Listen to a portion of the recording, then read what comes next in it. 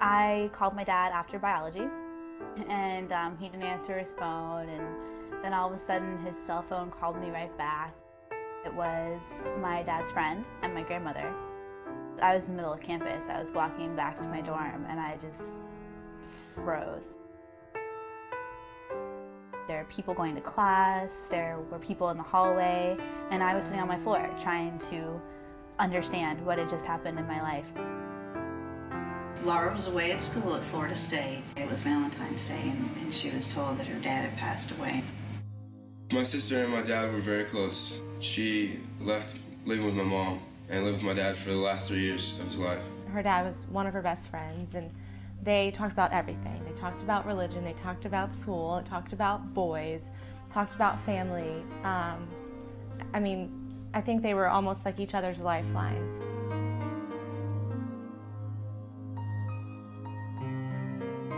Well, because she was the next of kin, all the bills and everything everything that basically he left behind was her responsibility to deal with.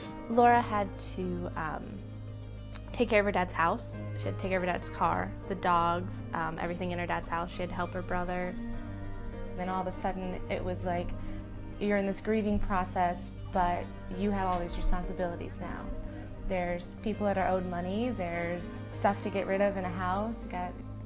It was just like crazy. Every single question was coming at this 18-year-old, and she was the only one who could answer them. She really had to give up and come home and start looking at bills, at looking at how we were going to pay for the rent where they were living so that we could finish packing up things.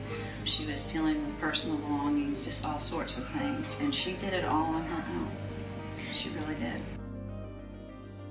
Withdrawing from college was probably the hardest thing I ever did after planning the funeral.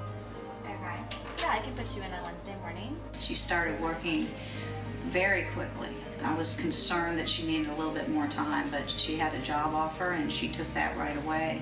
I think that if my father could see what happened after he died, the situations I was in, I think that my dad would have listened to me when I said you should get health insurance, you should have life insurance.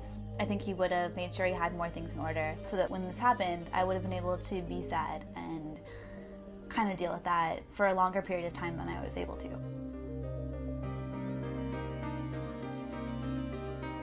When Laura told me that she wanted to go to Wellesley, I told her that it was a great idea. My dad was a huge Florida State fan, so that was like our thing, and now it was like it was not anymore. And I had to do this for me.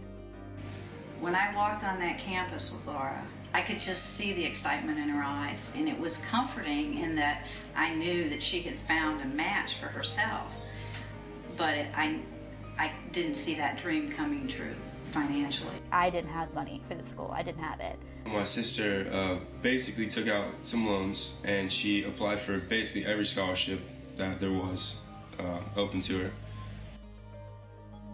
Laura and her dad wrote together, and they talked about books together, and everything that Laura was looking for at Wellesley she had with her dad. The Life Foundation Scholarship is really, besides making the physical difference of really making college this year possible for me, it's nice to have something that you take a hard time in your life and make it into something better. It's like my dad is still helping me do college, still helping me figure out my life.